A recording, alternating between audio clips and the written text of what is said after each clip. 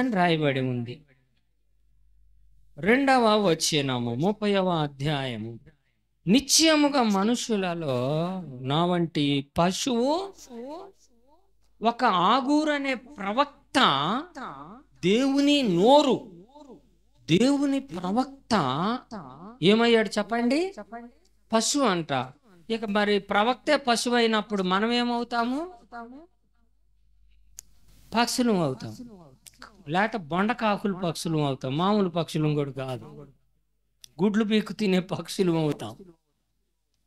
మనము పక్షులలో 2 రకాల అపవిత్రమైనవి, పవిత్రమైనవి.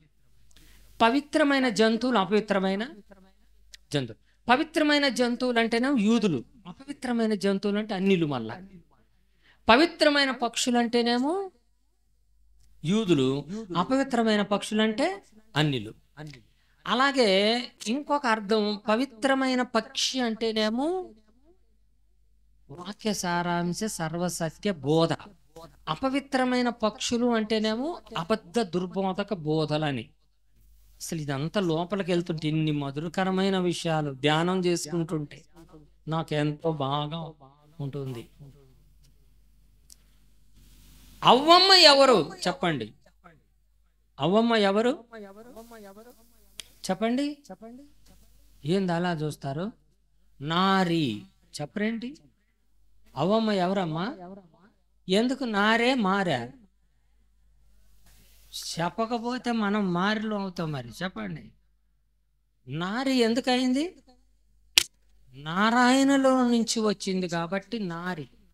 నారాయణుడు, జలముల మీద ఆసీనుడిని నారాయణుడు అంటారు.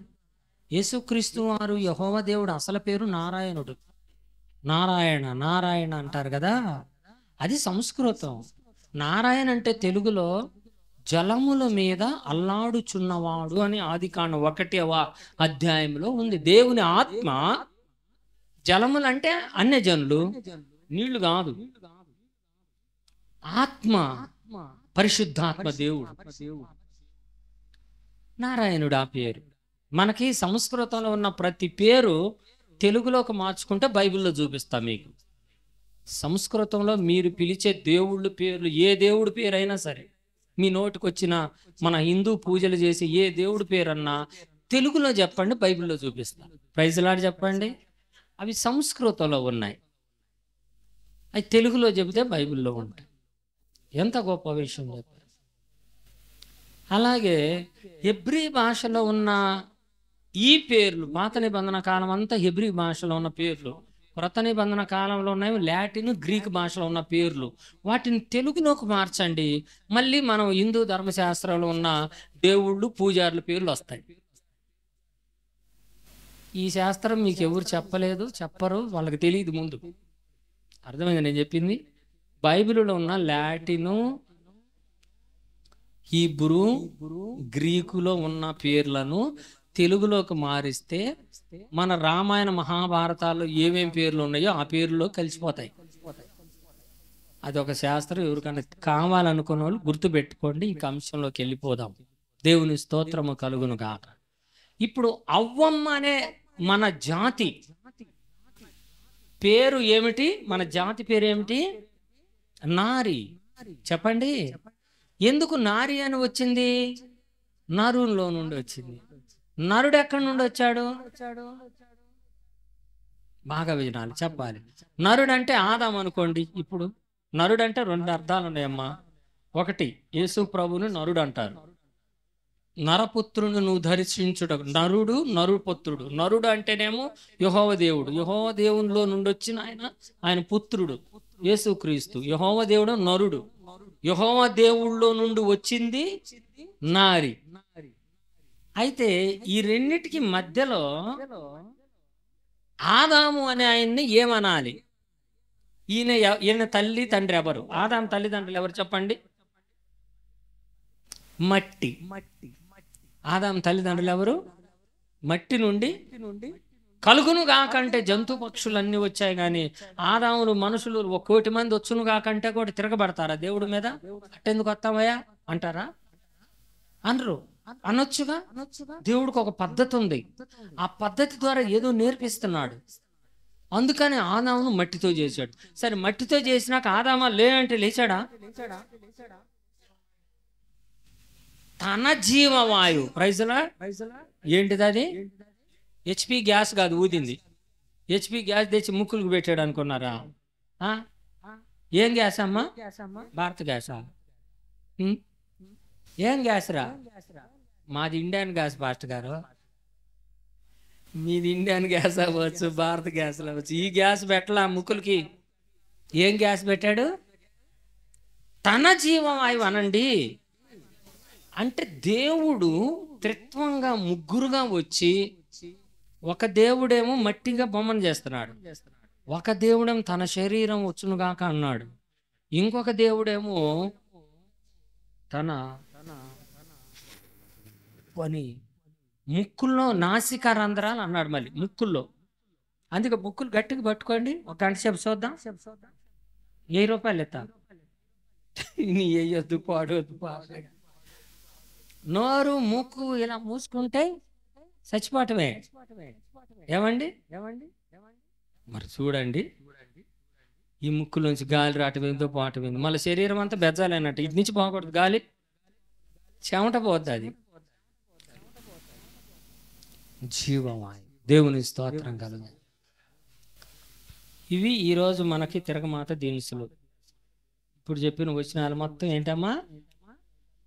ఉల్లిపాయలు, అల్లం పేస్టులు, కారం, అవన్నీ కూడా. మిరపకాయలు కోసి పెట్టుకున్నారా? టమాటాలు కోసి పెట్టుకున్నారా? ఇప్పుడు మనము మటన్ ఫ్రై చేయాలి. ఎలా చేయాలి?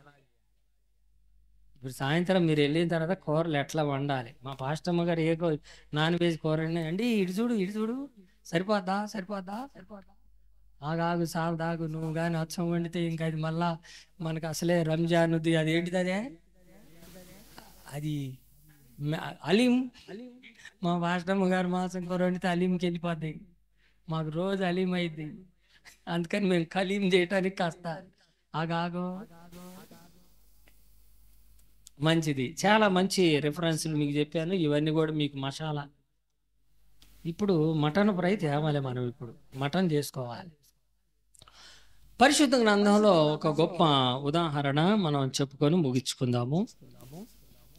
నిర్గమకాండంలో ఒక స్టోరీ ఉంది, అంటే ఒక పద్ధతి ఉంది. ఇశ్రాయేలీలలో దేవుడు ఒక పద్ధతి నియమించాడు. ఆ పద్ధతి పేరు నిర్గమకాండం 21వ అధ్యాయంలో మొదటి 6 వచనాలలో ఒక పద్ధతి ఉంది. ఆ పద్ధతి చెప్తాను, వినండి. మీరు తర్వాత చదువుకోండి, ఉన్నదన్నట్టు నేను చెప్తాను. ఇజ్రాయేలీలలో ఒక అలవాటు ఉంది, మనుషుల్ని కొనుక్కునే అలవాటు ఉంది. ఏమ్మా వింటున్నారయ్యా?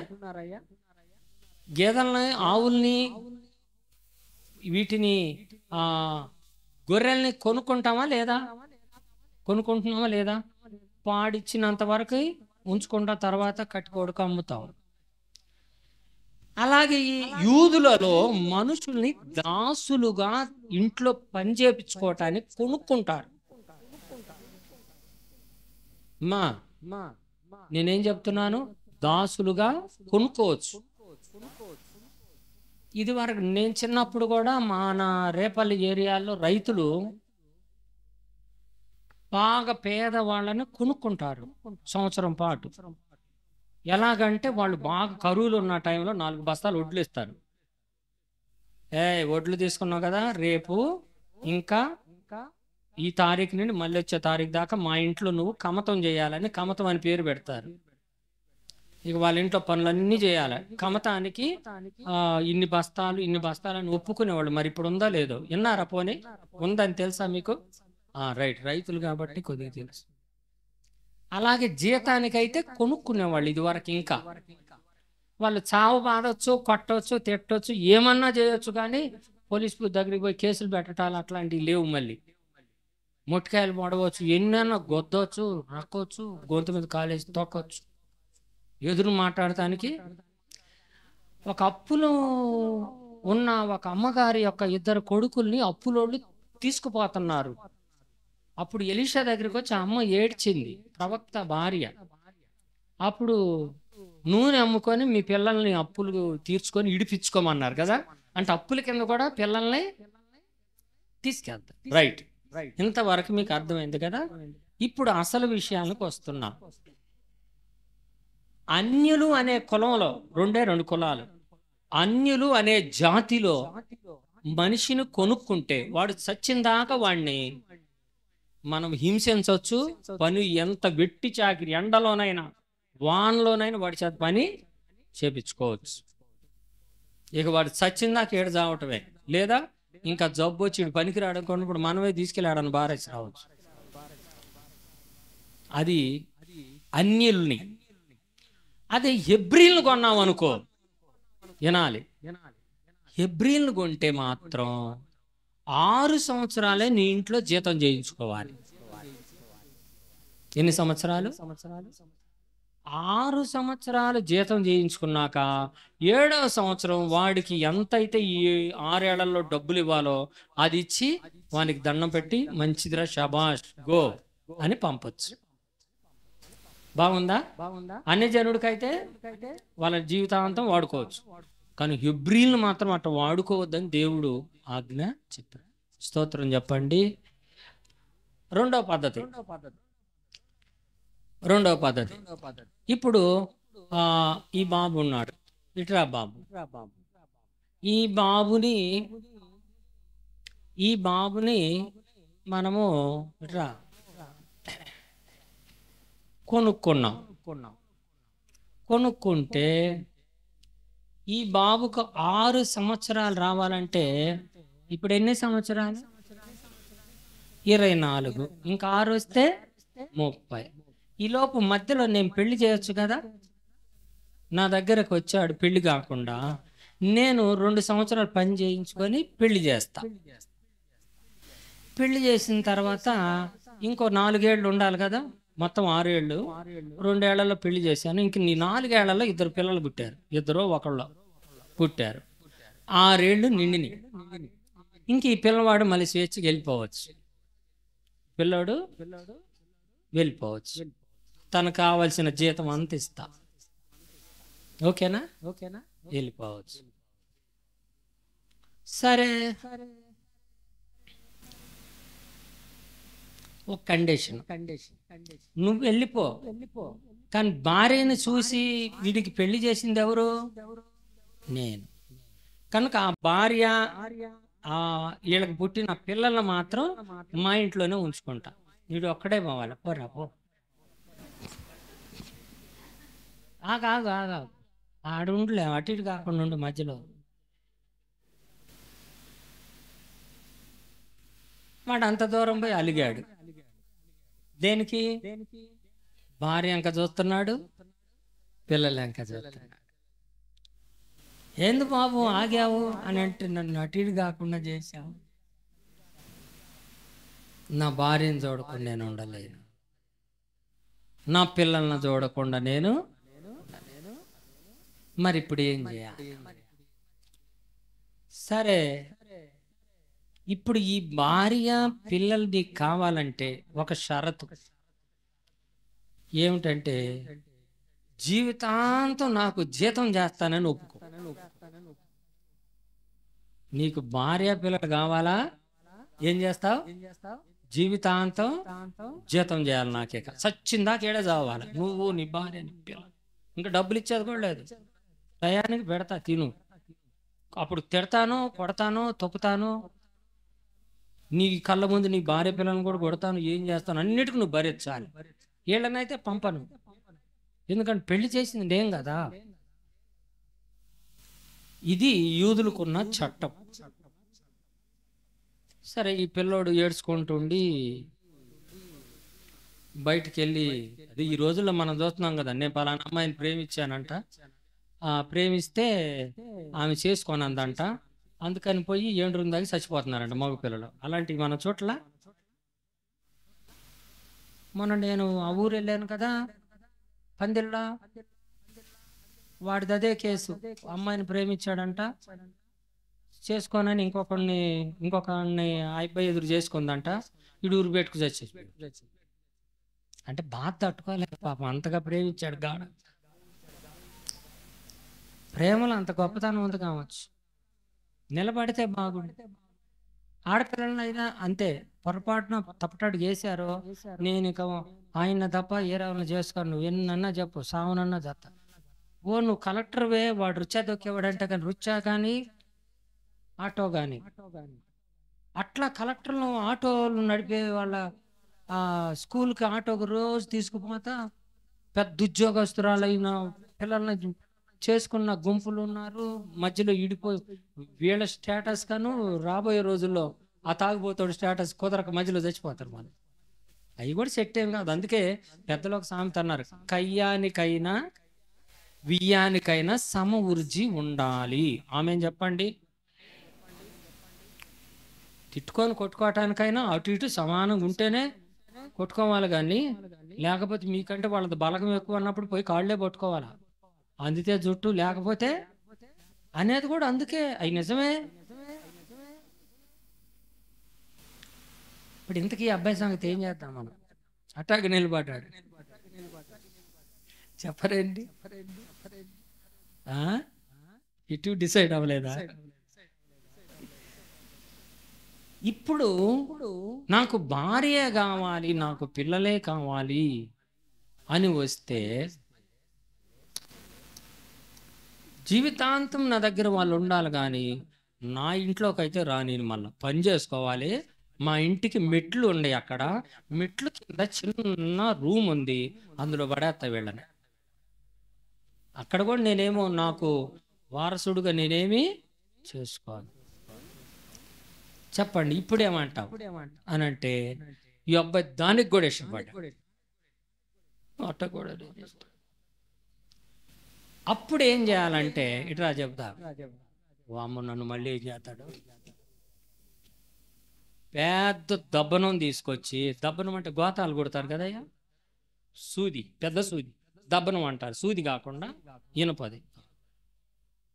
ఆ దబ్బనం తీసుకొచ్చి ఈ అబ్బాయి చెవుని గట్టిగా పొడి చేసి గడపలో, వాళ్ళకిచ్చిన ఇల్లు గడపలో ఆ రక్తం అంతా చిందేసేటట్టుగా చేయాలి. అప్పుడు ప్రమాణం చేయాలి, నేను నీ ఇంటిలో ఉన్నంత కాలం నేను జీతగాడిని, దాసుని, నా భార్య పిల్లల కొరకు నేను ఇక్కడనే జీవితాంతం నీకు జీతగానిగా ఉంటాను. అందుకు చాలా మంది మగవాళ్ళు చెవు పోగులు వేసుకునేది. అందుకు చాలా మందిని చూసారు ఆ గ్రామాల్లో చెవు పోగులు. వాళ్ళు ఎందుకు వేసుకుంటారు వాళ్ళకి తెలియదు, నేను చెబుతున్నా వినండి, కూర్చో గాడి. చెవి పోగు వేసుకునేది అందుకయ్యా, పోగులు వేసుకుంటారు కదా చాలా మంది. ఏంటయ్యా చెవి పోగు ఏంటంటే, మా అమ్మ అట మొక్కుకున్నట్టు. మేము మొక్కటం కాదు, మొక్కుబడి కాదు, చెవి పోగు వేయాలి. అప్పుడు కూర్చిన తర్వాత చెవి, మన బరిగొడ్లు కూడా చెవి పోగులు వేస్తారు కదమ్మా గవర్నమెంట్ వాళ్ళు, ఇన్కమ్ ట్యాక్స్ ఇన్సూరెన్స్ కడితే చెవు పోగు వేస్తారు. అది ఉన్న వాళ్ళకి పలానా వాళ్ళకి ఏదని దాని మీద నంబరు.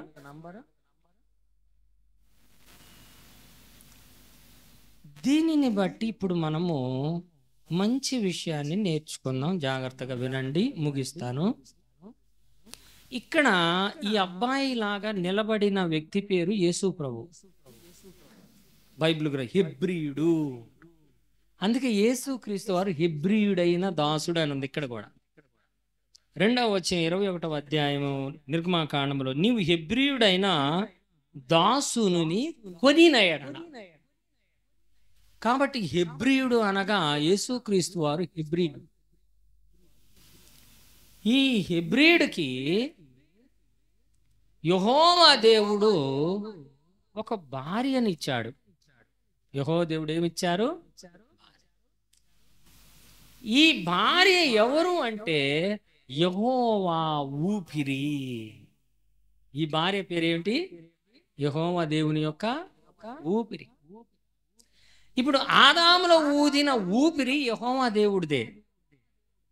నరుడు జీవాత్మ ఆయన. ఇప్పుడు నరులు అందరం కూడా ఊపిరి, దేవుని ఊపిరి. మనం ప్రైజ్ లార్డ్ చెప్పండి. దేవుని ఊపిరి. దేవుని ఊపిరిని సాతానుడు మాయ మాటలు చెప్పి తన బుద్ధిని పెట్టి యెహోవా దేవుని దగ్గర నుంచి చీల్చి వేశాడు. ఆదాము అవ్వ తప్పు చేసి బయటకు వచ్చారు, ఎల్లగొట్టబడ్డారు. ఇప్పుడు దేవుని ఊపిరి సాతాను ఊపిరిగా మారిపోయింది ఆదాములో అవ్వలో. అంటే ఆదాము అవ్వకి మరణం జరిగింది. తిను దినమున నీవు నిశ్చయముగా చచ్చేదమంటే చనిపోయారు. నాస్తికులు ఏం ఆదేస్తారంటే, మీ దేవుడు చెప్పారు ఈ పండు తింటే నిశ్చయంగా ఆ రోజే చస్తారన్నారు, మీ ఆదాము ఎందుకు చావలేదు అంటారు. బాబు, నీకు బైబిల్ అర్థం కాదయ్యా. బైబిల్ వాళ్ళకి ఎందుకు అర్థం అవుతుంది? బైబిల్ వాళ్ళ పైన కనపడేది కాదు. మన పాసగారులకు కూడా అంత తేలిగ్గా అర్థమయ్యేది కూడా కాదు ఇది. ఇప్పుడు నేను ఎక్కడెక్కడి నుంచి ఊరిని అన్ని దినుసులు మసాలాలు అన్నిటి పెట్టుకోండి, మధ్యలో విషయం చెప్తాను. ఇప్పుడు అవి మొత్తం కలుపుతాను చూడమని చెప్తున్నా. స్తోత్రము కలుగును గాక. ఇప్పుడు ఊపిరి ఎవరిది? యెహోవా దేవుడిది. యెహోవా ఊపిరిని ఎవరు కొనుక్కున్నారు?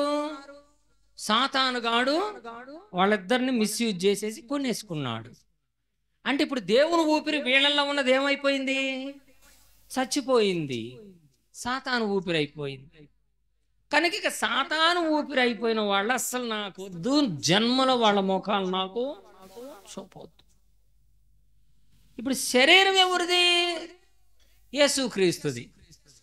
శరీరం ఎవరిది? యేసుక్రీస్తుది. మరి శరీరం చచ్చిపోలేదు. వాళ్ళలో చచ్చిపోయింది ఏంటిది? జీవము. అంటే జీవము అంటే నాశనము లేని జీవము చచ్చిపోయి నాశనము కలిగిన జీవంగా మారింది. ఏం జీవం అయ్యా? జీవాలు రెండు రకాలు. హెబ్రీయులకు రాసిన పత్రిక 9వ అధ్యాయంలో అంటున్నాడు, నాశనము లేని జీవమునకున్న శక్తిని బట్టి అని చెప్తారన్నమాట హెబ్రీయులకు రాసిన పత్రిక. ఇప్పుడు నాశనము లేని జీవమునకు ఏమొచ్చింది? నాశనము కలిగించే జీవంగా మారింది. అది అర్థమవుతుందా? కాబట్టి నా జీవము కానప్పుడు నా తోటలో వద్దు, నా ఏదేను తోటలో నా జీవము లేనప్పుడు వాళ్ళు వద్దు అని దేవుడు ఎల్లగొట్టాడన్నమాట. అమ్మ, ఆ వచనం కావాలి కదా మీకు? 7వ అధ్యాయము 16వ వచనం. హెబ్రీయులకు రాసిన పత్రిక 7వ అధ్యాయము 16 అని రాసుకోండి. ఇప్పుడు యెహోవా దేవుడు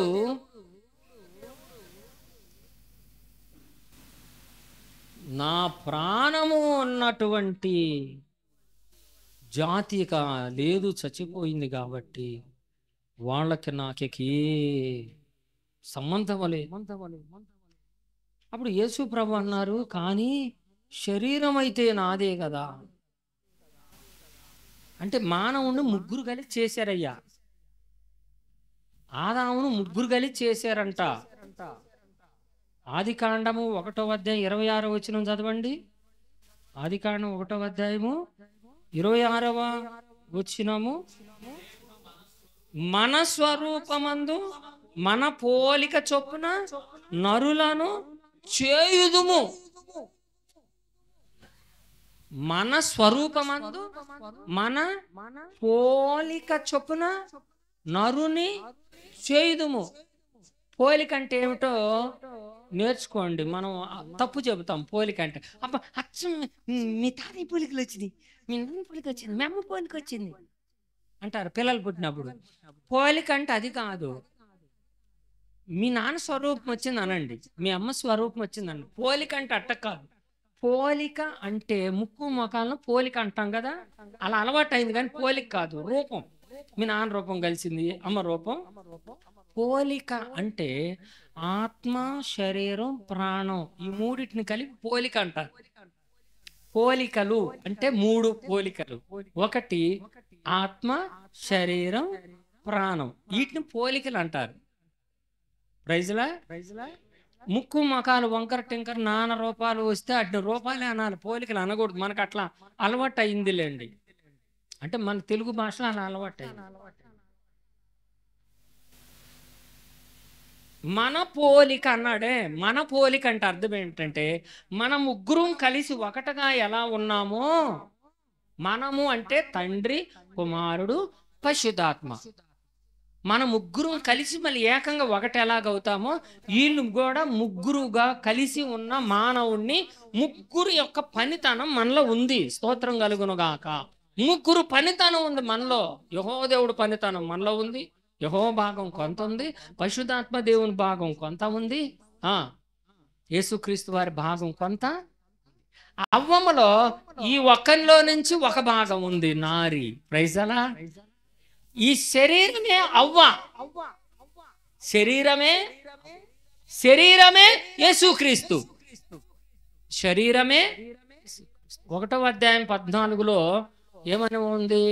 ఆ వాక్యము శరీరధారి అయి కృపా సత్య సంపూర్ణుడుగా.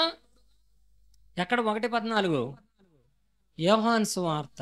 ఆ వాక్యమే శరీరధారి అనగా యేసుక్రీస్తు అనే శరీరధారియే మనకి ఏమయ్యాడు? పక్కటెముక, ఒక ఎముక మాంసము. ఆ ఒక్క ఎముక మాంసమే ఆదివారం ప్రభు బల్ల ఆరాధన. ప్రతి ఆదివారం మనం ఇలా గుర్తు తెచ్చుకోవాలి.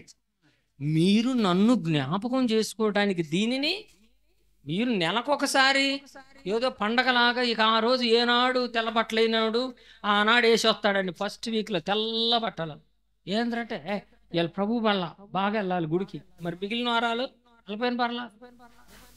ఓర్ బస్టుడా, నిన్ను బస్టుని చేసి పడేశారు ఈ పాస్టర్లు అందరూ కలిసి.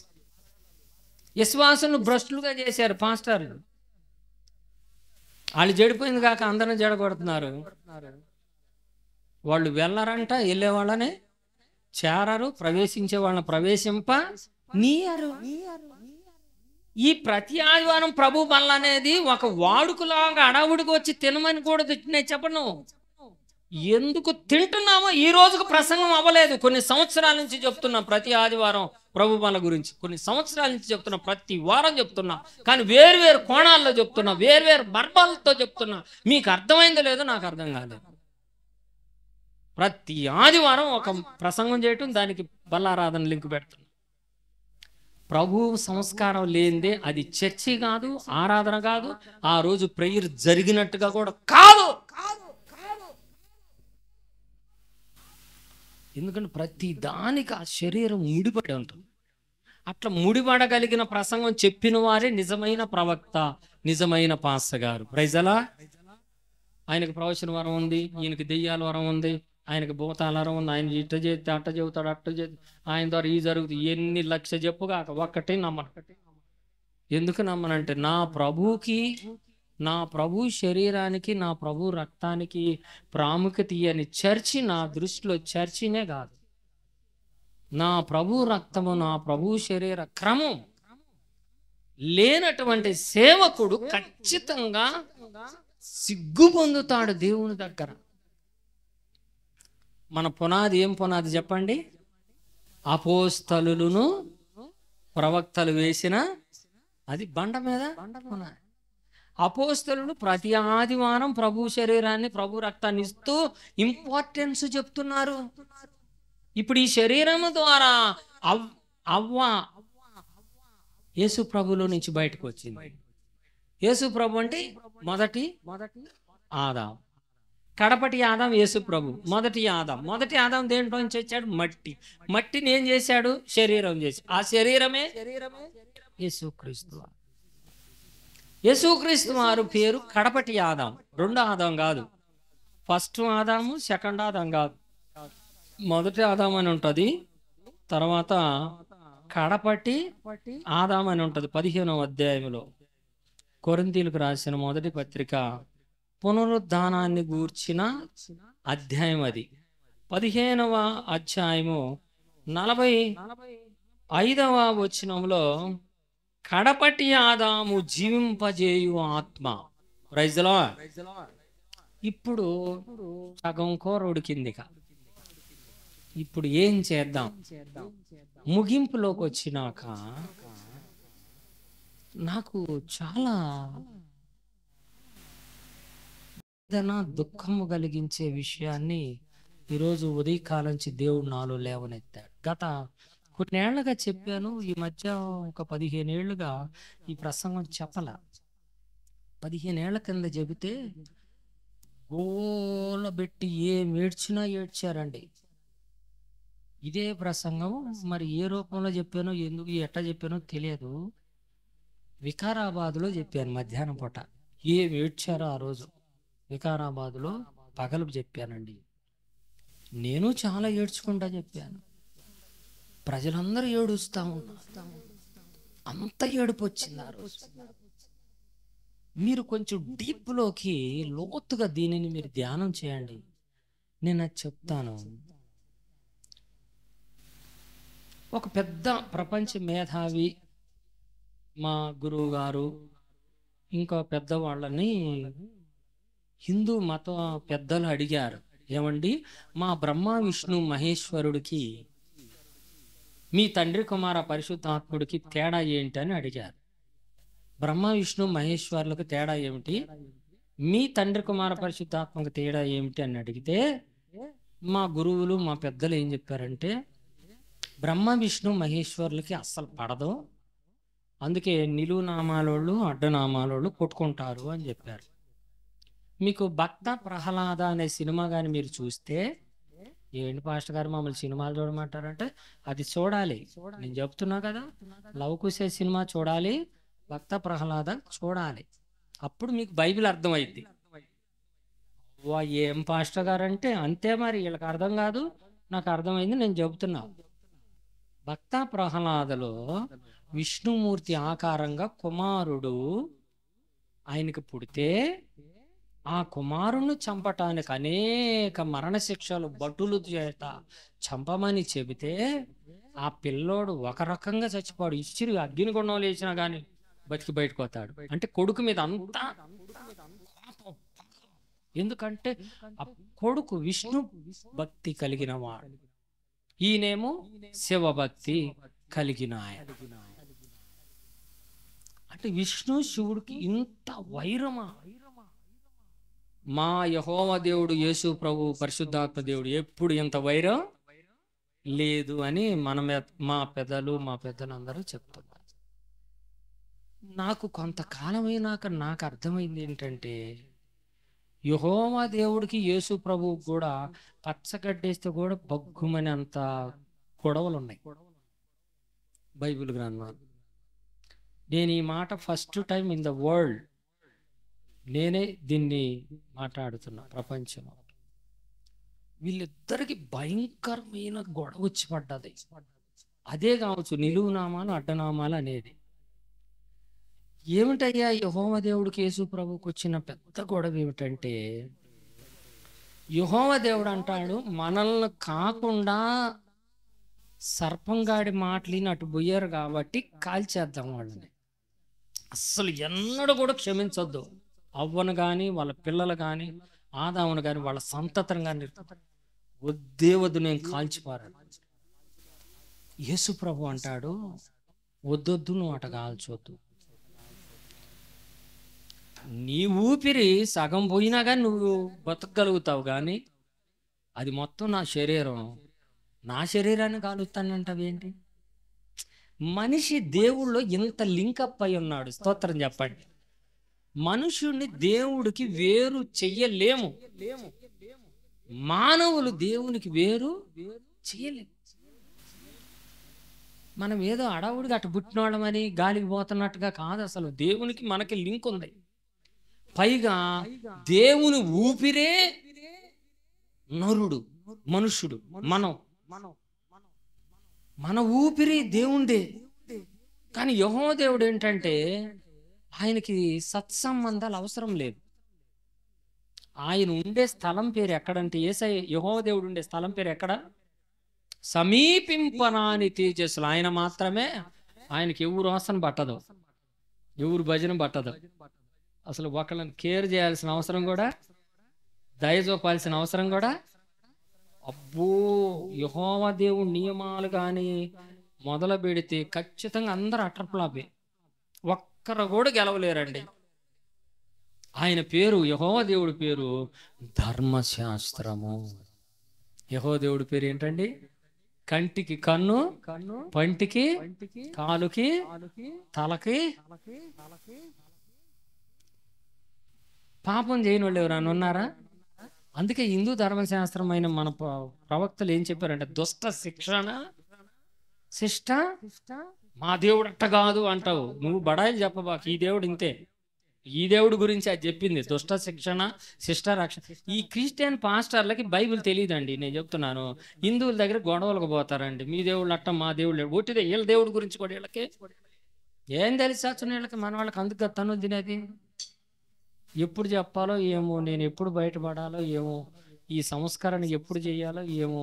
నా మీద బోలెడంత భారం ఉంది. ఆ విలియం కేరీ గారు ఏమాత్రం అన్నీ చేసిపోయాడో కానీ అటన్నిటి మళ్ళీ సమకూర్చి, బాబు అందరు కలిసి సమైక్యతగా ఒరిజినల్ ఇదని చెప్పాలి. మన హిందూ ఫోటోలలో, దేవుడు ఫోటోల్లో ఒక దేవుడు ఫోటో మీరు చూస్తే, ఇట్లా నిలువుగా చూస్తే ఇటు పక్కనే మగ మనిషి ఉంటారు, ఇటు పక్కనే ఆడ మనిషి ఉంటుంది. ఆ ఫోటో చూసారా? చూసారా? ఎందుకు ఉంటారు అట్లా? శివ పార్వతి. అదే మరి నీకు బైబిల్లో ఉంది. మీకు హెబ్రీ పత్రిక 5వ అధ్యాయంలో ఇందాక మనం చూసాం కదా, వారు ఇద్దరుగాక, చెప్పండి, ఏక శరీరము. హల్లెలూయా చెప్పండి. అంటే యేసు ప్రభువును మనము ఇద్దరం కాదు, కలిసిపోతున్నాము. యేసయ్యలో సంఘం కలిసిపోయింది, సంఘంలో యేసై కలిసిపోయాడు. అందుకే అర్ధ నారి ఈశ్వరుడు. అర్ధ నారి అనగా ఈశ్వరుడు సగం నారి. ఈశ్వరుడు అంటే సమస్తాన్ని సృజించిన వాణిని ఈశ్వరుడు అంటారు. తెలుగులో చెప్పండి అన్నాను నేను ఇందాక. ఈశ్వరుడు అంటే సంస్కృతం, తెలుగులో చెప్తే సర్వ సృష్టికర్తలో సగభాగము క్రైస్తవ దేవుని సంఘం. Praise the Lord. అందుచేత మనం ఇతర మత గ్రంథాలని పాజిటివ్గా తీసుకోండి, నెగిటివ్గా తీసుకోవద్దు, విమర్శించవద్దు, గొడవలకు పోవద్దు. వాస్తవం ఎందుకు చూసుకున్న దేవుని స్తోత్రం కలుగును గాక. ఇప్పుడు నేను మీకు ఒక జీవిత చరిత్ర చెప్పాలి. అదేమిటంటే, మీకు ఇప్పుడు ఇది అర్థం అవ్వాలంటే ఒక జీవిత చరిత్ర దగ్గరికి వస్తున్నా. అది మనకి ఇక్కడే కనబడుతుంది, ఇదే అధ్యాయంలో. నిర్గమకాండము 34వ అధ్యాయంలో దేవునికి మనుషుడికి ఘర్షణ, గొడవ జరుగుతుంది. చూడండి, ఇక్కడ 34వ అధ్యాయంలో 32 నుంచి మొదలవుతుంది. ఆ తర్వాత 32 చూద్దాం ఎక్కువగా. 32లో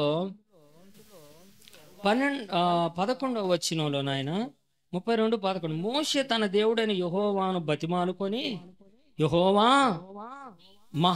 నీవు మహాశక్తి వలన, బాహుబలము వలన ఐగుప్తు దేశంలో నుండి రప్పించిన నీ ప్రజల మీద నీ కోపం మండనేలా. ప్రశ్న గుర్తుంది. నీ కోపం మండనేలా ఆయన కొండలలో వారిని చంపునట్లును, భూమి మీద నుండి వారిని నశింపచేయునట్లును, కీడు కొరకే వారిని తీసుకొని పోయేనని ఐగుప్తీయులు ఎలా చెప్పుకొనవలెను. నీ కోపాగ్ని నుండి మళ్ళుకొని నీవు నీ ప్రజలకు ఈ కీడు చేయక దానిని గూర్చి సంతాపపడుము. 19వ వచనం, అతడు పాళెమునకు సమీపింపగా దూడను వారు నాట్యమాడుటను చూచెను, అందుకు మోషే కోపము మండెను. 22వ వచనం, నా ఏలినవాడ నీ కోపము మండనీయకము, ఈ ప్రజలు దుర్మార్గులను మాట నీవు ఎరుగుదువయ్యా. అయ్యా వీళ్ళు దుర్మార్గులేనయ్యా, అయినా నువ్వు కోపం. ఇక్కడ ఇప్పుడు ఘర్షణ, గొడవ జరుగుతుంది. ఏదో యెహోవా దేవుడు కోప్పడి వీళ్ళని మొత్తాన్ని కాల్చేస్తానన్నాడు. మోషే వెళ్ళి, అయ్యా నువ్వు అలా కాలిస్తే వాళ్ళ ప్రజలను అడవుల్లోనికి తీసుకెళ్ళి మొత్తాన్ని కాల్చేశారని ఐగుప్తులందరూ దుమ్మెత్తిపోసి తిడతారయ్యా. అట్లానే మాకు నువ్వు పశ్చాత్తాపడయ్యా అంటే, అప్పుడు యెహోవా దేవుడు ఆలోచించి, సరేలే కాలవన్లే, నువ్వు అడ్డుకున్నావుగా, ఈలోపు ఈయన పైనుంచి కిందకి దిగి వచ్చేసరికి వీళ్ళు దూడ మీద జై జైలు పలుకుతున్నారు. ఈయన ఉగ్రుడైపోయారు. నా పక్షాన ఉండేవాళ్ళు ఇటురండి, వాళ్ళ పక్షానికి వెళ్ళి భూమి నెరపిడిచి దాతాన్ అభిరామ్ గుంపులు దెబ్బకి మింగేస్తే అహరోను వచ్చి గబగబా, అయ్యా అయ్యా అయ్యా, ఈ ప్రజలు దుర్మార్గులు అనేటువంటి మాట నువ్వు ఎరుగుదువు కదయ్యా, నువ్వు కూడా ఎంత కోపపడతావు, అబ్బా దేవుని స్తోత్రము కలుగునుగాక. మోషే భూమి మీద ఉన్న వారందరికంటే మిక్కిలి సాత్వికుడు, మోషే కంటే నెమ్మది పరుడు ఇంకెవరు. కానీ ఇప్పుడు నేను చెప్తున్నా, మోషే కంటే ఇంకొక సాత్వికుడు అందరికంటే గొప్పవాడు అహరోను. హల్లెలూయా హల్లెలూయా చెప్పండి. అందుకే కావచ్చు మన పాత పాటల్లో అహరోను కంటే శ్రేష్ఠు, సర్వజ్ఞానమునకు ఆధారుండు, అహరోను కంటే శ్రేష్ఠుడు, సర్వ జ్ఞానమునకు ఆధారుండు, ఆయనే ప్రధాన యాజకుడు, అనుదినము మృక్కెదము సాయున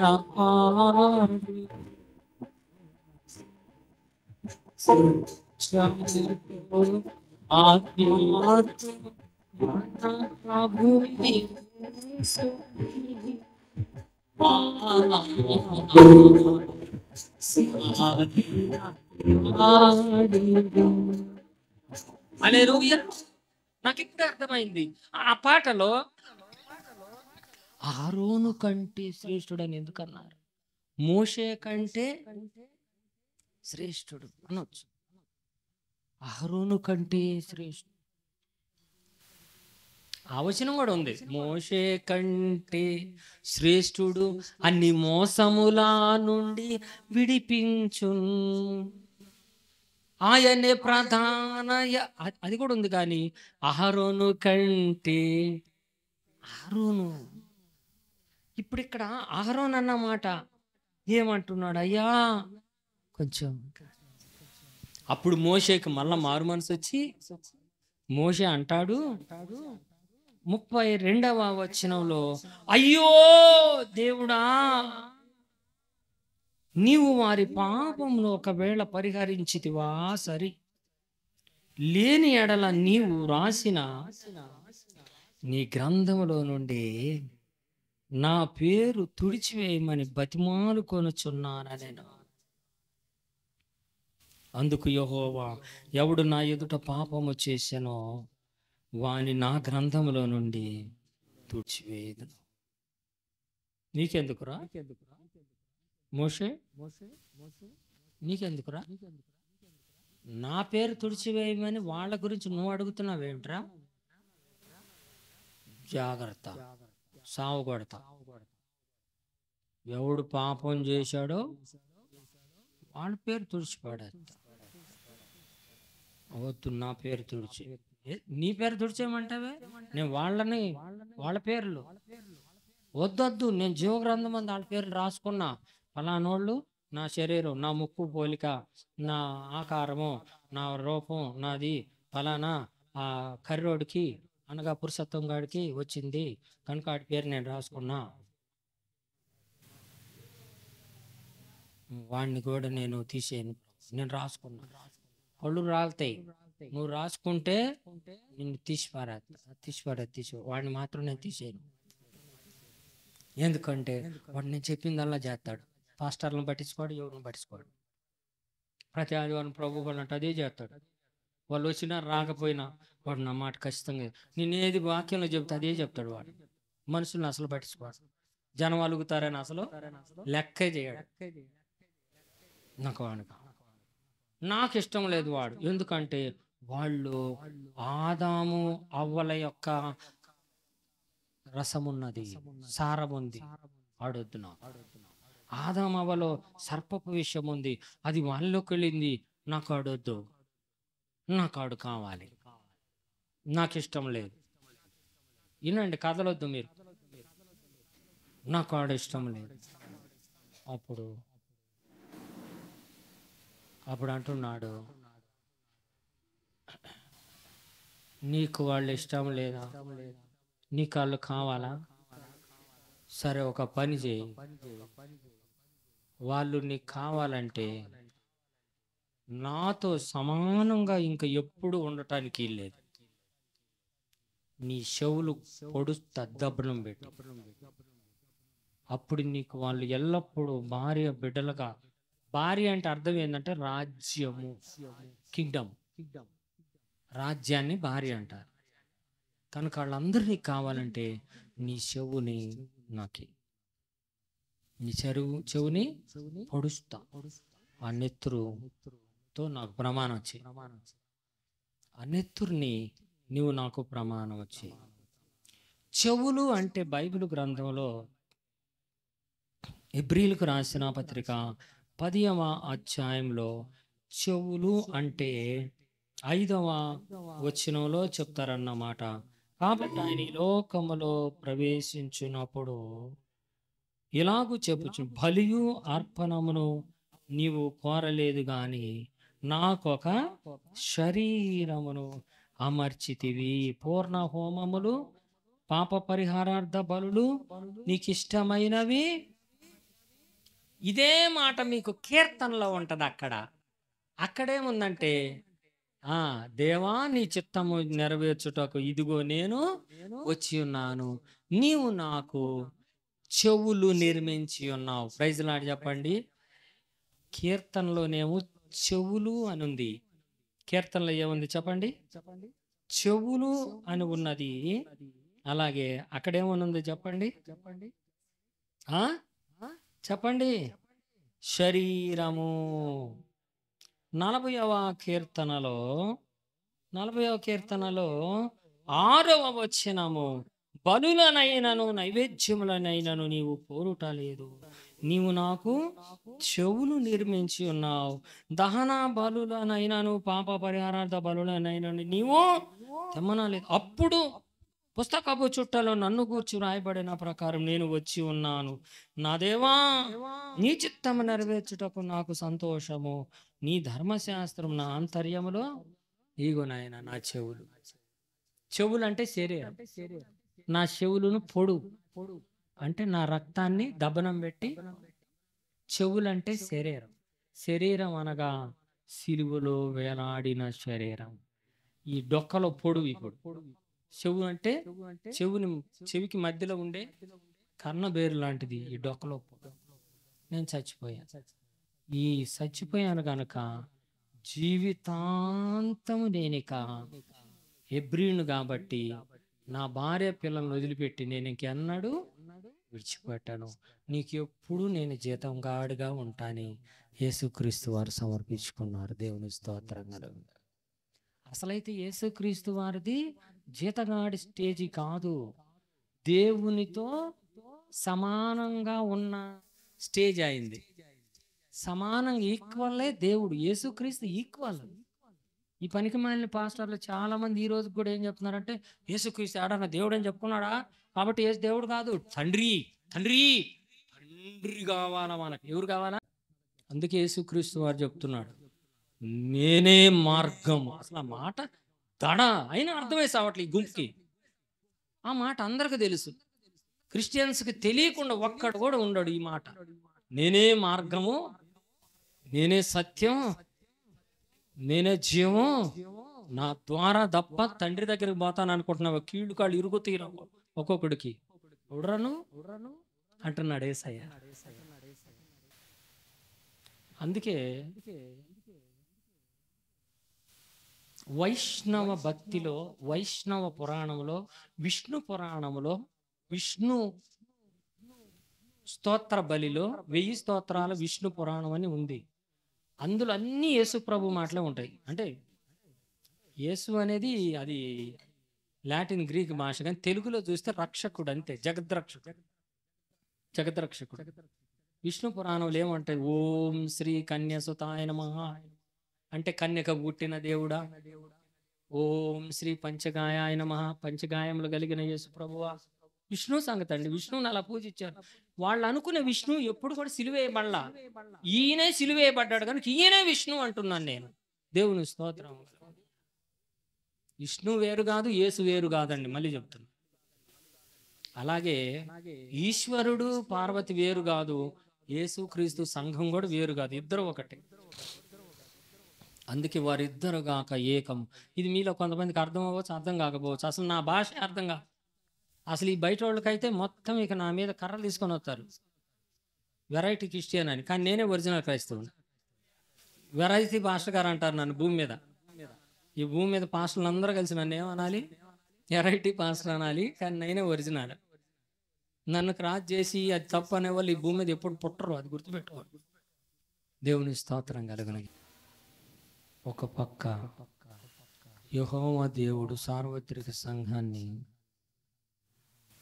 కాల్చివేయమని చెప్పాడు.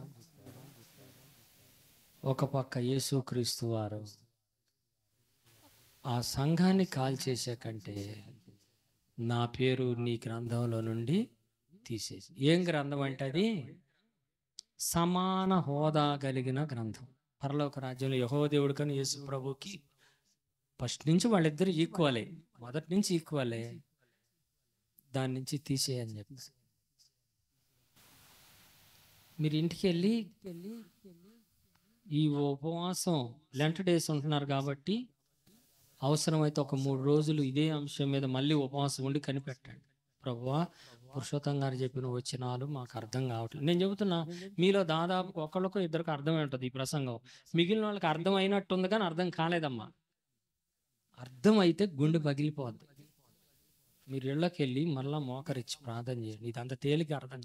విన్నారు కానీ అర్థం అవటం వేరు, వినడం వేరు. అది ప్రత్యక్షత ద్వారా రావాలి. నాకు ప్రత్యక్షత ద్వారా వచ్చింది. నాకు మా గురువులందరూ తప్పులు చెప్పారు. మరి భూలోకంలో ఉన్న ప్రతి పాసరు తప్పులు చెప్తున్నారు. నేను ఒక ప్రపంచం లాగా ప్రపంచాన్ని శాసించినట్లు చెప్తున్నాను. నేను ఏ గ్రంథంలో చదవటానికి నాకు గురువులు ఎవరు లేరు. ఇక నేను గురువుల మించే వెళ్ళిపోయా పైకి. దేవుడే నాకు గురువుగా వచ్చాడు. కానీ ఇది నేను చెప్పింది వాస్తవం కాదు అనటానికి మీకు పోలిక ఎక్కడ నేర్చబడిందంటే, ఆ పోలికని ఎక్కడ జాయింట్ చేసానో చెప్తానా? ఆ పోలిక అధ్యాయం చెప్పండి. ఈ మొత్తాన్ని కలిపి ముడేసి తిరగమాతేసి లాస్ట్కి ఇక కలుపుతాం చూడండి. ఆ తిరగమాత మొత్తం వేసి లాస్ట్ క్లైమాక్స్గా ఉప్పేసినట్టుగా ఒక అధ్యాయం చెప్పాను. అదేం అధ్యాయం చెప్తారా? అది ఉంటేనే మీకు ఇప్పుడు చెప్పిందంతా అర్థమైంది. ఆ అధ్యాయం పోతే ఏం అర్థం కాదు. అయ్యా, నిర్గమాకాండం 32వ అధ్యాయం. ప్రైజ్లా. అక్కడ నిర్గమాకాండంలో యెహోవా దేవుడు అంటేనేమో యెహోవా దేవుడు, యేసుక్రీస్తు అంటేనే మోషే. అర్థమైందండి? వీళ్ళకి సంధానకర్త అహరోను. అహరోను అనగా నేను. అహరోన్ అంటే ఎవరండి? నేను. మోషే అనగా యేసు ప్రభు. మోషే అంటే నేను, అహరోను. అప్పుడప్పుడు మీ మీద యేసు ప్రభువు కూడా కోపపడతాడు. సిలువులో బలి అయి మీ కొరకు రక్త ప్రోక్షణలు అన్ని ఇచ్చినా కోపపడతాడు. అప్పుడు నేను వెళ్ళి, ప్రభువా అట్లాంటి అట్ట నాయనా, మరి వాళ్ళు బాధపడతారు కదా నాయన, కొంచెం కనికరించయ్యా అని మళ్ళా నా మాట వింటే అప్పుడు దేవుడికి మళ్ళా కళ్ళమ్మి నీళ్ళు వచ్చి, సరే కానీలే నీ మనం ఆలకిచ్చాను అంటాడు. అంటే దైవజనుడికి అంత పవర్ ఉంది. మళ్ళా దేవుని స్తోత్రం. పాస్టర్ గారికి దేవుడు ఎంత పవర్స్ ఇచ్చాడో తెలుసా? దేవుడు కూడా లేవు అన్ని పవర్స్ పాస్టర్ గారికి ఇచ్చాడు ఆయన. అంటే ఆయన శక్తులన్నీ పాస్టర్ గారికి ఇచ్చాడు.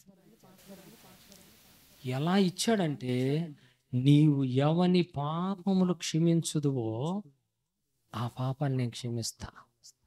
నువ్వు ఎవని పాపాలు క్షమించవో నేను కూడా క్షమియను. అబ్బా, ఏం స్థానం! అట్టని బైబిల్ సంఖ్యకు తగ్గించుకున్న ప్రతి ఒక్కడికి ఈ జల్లవు.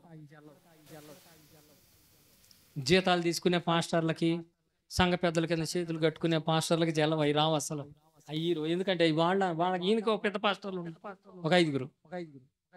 ఈయనేమో సంఘానికి పాస్టర్, ఈయనకి పాస్టర్, సంఘ పెద్దలు. పాస్టర్ గారు అట్ట కాదు, ఎండ ఎక్కువ అయింది, తొందరగా వెళ్ళిపెట్టు, టైం అయిపోయింది, ఎరా కూర్చో అంటే పాస్టర్ గారు వెళ్ళి ఉలిక్కిపోయాడు. వాళ్ళు కూడా కాలు మీద కాలు వేసుకుని పాస్టర్ గారు చుట్టూరు కూర్చుంటారు. ప్రత్యక్షత కలిగిన సేవకుడు గురించి చెప్తున్నాను. దేవుని స్తోత్రం. చాలా జాగ్రత్త. ఒక అభిషేకం కలిగిన దైవజనుడిని తోలనాడితే దెబ్బ చాలా తింటాం, అనుమానిస్తే చాలా దెబ్బ తింటాం. చాలా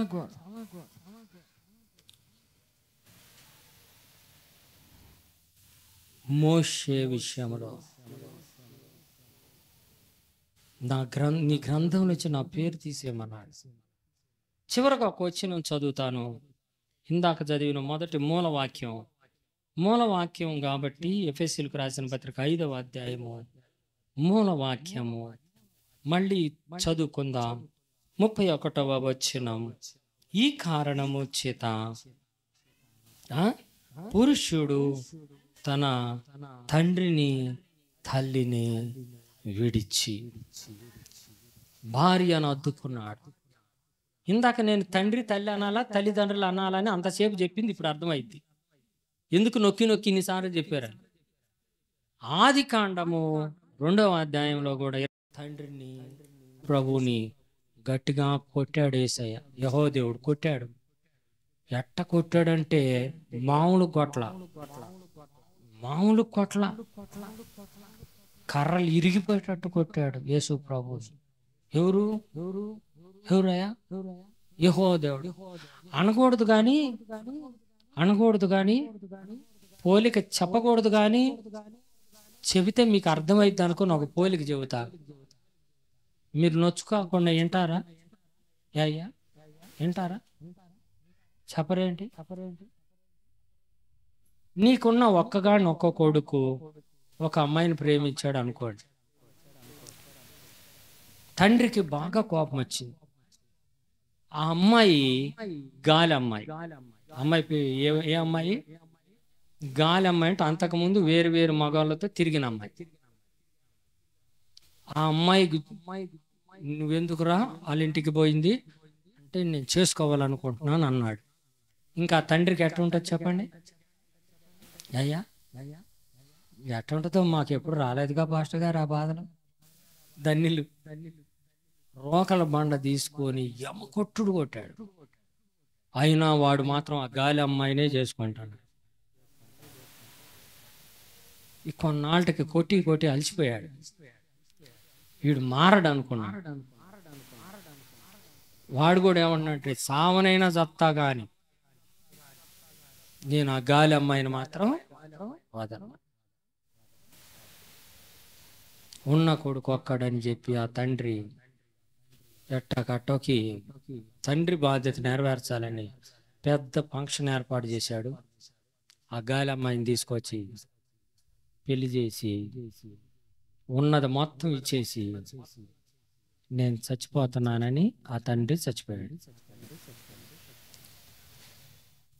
ఇది జరిగింది యేసు ప్రభుకి మనకి. ఆ గాలి అమ్మాయి మనం. యెహోవా దేవుడు పెళ్ళైన దాకా ఉంటాడంట. మధ్యాకాశంలో పెళ్ళైన దాకా ఉంటాడంట.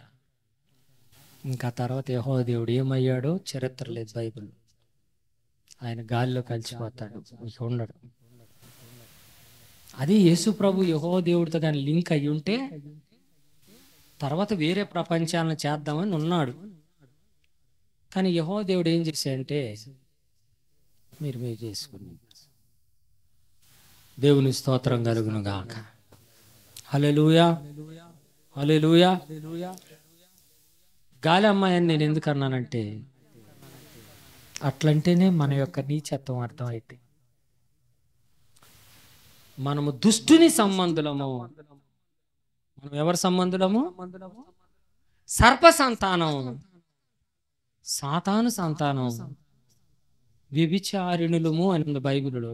ఇజ్రాయేలు నీవు నన్ను విడిచి వేశ్యవైతివి. అవన్నీ బైబిల్లో. నేను అన్నాయేమో మొరటగా చెప్పాను, వచనాల్లో చూస్తే ఇలా ఉంది. కనుక మనంత దౌర్భాగ్య పాపులు ఈ భూమి మీద ఎవరు? ఇప్పుడు ఈ దౌర్భాగ్యులందరిని కూడా కాల్చిపారేయమని చెప్పింది ఎవరు? యెహోవా దేవుడు. యేసుక్రీస్తు వారు ఏమన్నారు? ఇప్పుడు నీ మినిస్ట్రీకి తండ్రి సన్నిధాన్ని పెట్టుకుంటే రైటా, యేసు సన్నిధాన్ని పెట్టుకుంటే రైటా? కానీ ప్రజలు మొత్తం ఇప్పుడు తండ్రి అంటే గొప్పోడు అనే దాంట్లో లీనమైపోయారు. ఇప్పుడు క్రిస్టియన్స్ అందరూ కూడా అదే అనేది, తండ్రి గొప్ప, యేసయ్య గొప్ప. అందుకే మీరు చూడండి, కొత్త పాటల పుస్తకాలు ఇప్పుడు ఎన్నైతే ఉన్నాయో, ఏ పాటల పుస్తకాల్లో కూడా యేసే దేవుడు అనే మాట ఉండదండి. యేసు దేవుడు అని ఉండదు. రాజా, జగమెరిగిన నా యేసు రాజా, ప్రభువా, ఇలా ఏమైనా ఉండొచ్చు, కానీ దేవుడా అని మాత్రం. ఎందుకంటే వాళ్ళ లోపల అది నేను బయటకు తీసేదాకా, నేను ఒక అదేమిటో అంటారు చూడండి, రేడియేషన్ కిరణాల్లాగా నా కళ్ళతో చూస్తే కానీ వాళ్ళ మైండ్లో ఏముందో తెలుసు. ఆ చూపు, దూరదృష్టి నాకు ఇచ్చాడు దేవుడు. వాళ్ళ మైండ్లో యేసుని చిన్న చూపు చూసి యెహోవాని పెద్ద చూపుగా చూస్తున్నారు కనుక యెహోవానేమో దేవుడు అనే పదాలు పాటల్లో రాశారు, యేసయ్యనేమో స్తుతి ఆరాధకుడా, గొప్పవాడా, శక్తిమంతుడా, అద్వితీయుడా, ఈ పదాలు ఉపయోగిస్తారు. కానీ దేవుడు అనే ఎక్కడ? పాతకాలంలో స్తోత్రించేదాము స్తోత్రించేదాము యేసు దేవుడా, పాత పాటలు ఎంత చక్కగా మొదలు పెడతారా. దేవునికి స్తోత్రము కలుగును గాక. హల్లెలూయా, హల్లెలూయా. చివరిగా గుర్తు చేస్తున్నాడు దేవుడు, పరలోకంలో యెహోవా తండ్రి ఇలా కూర్చొని అసలు ఆ తండ్రి గొప్పవాడండి, ఆయన తక్కువ అని నేను అనను. ఆయన మీద మీరు పగ పెంచుకుంటారే మళ్ళీ ఇప్పుడు వీళ్ళకి. వామ్మో, యెహోవా దేవుడు నిలువు నామాలంట, ఈయన అడ్డనామాలంట, వాళ్ళిద్దరు గొడవలంట. అంటే ఇది మామూలుగా అర్థం కాదు మీకు. నిలువు నామాలు, అడ్డనామాలు పెట్టించింది ఎందుకంటే యెహోవా దేవుడుకున్నది ఆయన కరెక్టే. ఇప్పుడు చెడిపోయిన అమ్మాయిని పెళ్ళి ఎందుకు చేసుకుంటాను? నాకైనా కడుపు మాట కాదా? నా బిడ్డ అట్ట చేసుకుంటానంటే ఎవరుకుంటాను? అది నాకు ఉండాల్సింది కరెక్టే. ఏడాడో తిరిగిన అమ్మాయిని పెళ్లి చేసుకుంటావు. ఇప్పుడు యెహోవా తప్ప చెప్పండి? మనల్ని వద్దంటాం. తప్పు కాదు కాబట్టి యెహోవా కాళ్ళు పట్టుకొని కూడా స్తోత్రం, అయ్యా నీ తప్పు కాదయ్యా, నేను అలాంటి మనిషినేనయ్యా, నేను తప్పు. అట్లా నేను నరకకు అగ్ని లేస్తే నేను శాశ్వతంగా పోతా కదయ్యా, కొద్ది కరుణ చూపాడయ్యా, నేను ఇంకా ఆయనకన్నా నమ్మకం. ఆమె నీ సేవను చేయుటకు నీ కృప చాలయా, నీ సేవను చేయుటకు